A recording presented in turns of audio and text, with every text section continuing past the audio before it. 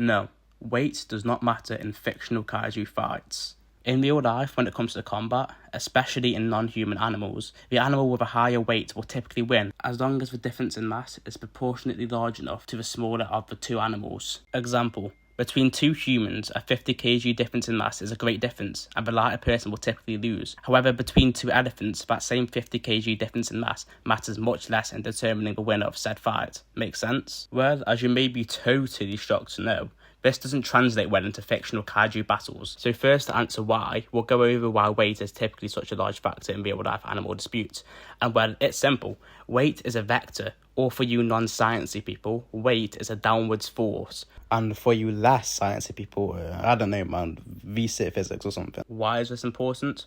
Because weight is the sum of mass and gravitational field strength multiplied, meaning under the same gravitational field strength, something with more mass will have more weight. And it's a simple scientific principle that mass moves mass. Between two objects, the object with a higher mass will carry more GPE and will have more weight, making it harder to budge. So now we get to the question, why doesn't this matter in fictional kaiju fights? Well, it's simple, and I can't believe I genuinely have to explain this, but it's because of lifting strength, which, wouldn't you know it, is also a force. When two forces meet, there will be a resultant force in the direction of a force which is smaller, hence the reason why a grown man will win tug-of-war against a toddler. And if weight's benefit to a fight is that it applies a downward force and makes you harder to budge, then obviously, when faced against something which can generate even more force, said weight advantage will be nullified. For example, some people, I'm not pointing fingers, like to say that Monster vs Godzilla beats Heisei Godzilla because he weighs more. Monster vs Godzilla weighs roughly 100,000 tons off the top of my head. However, Heisei Godzilla has feats of lifting strength,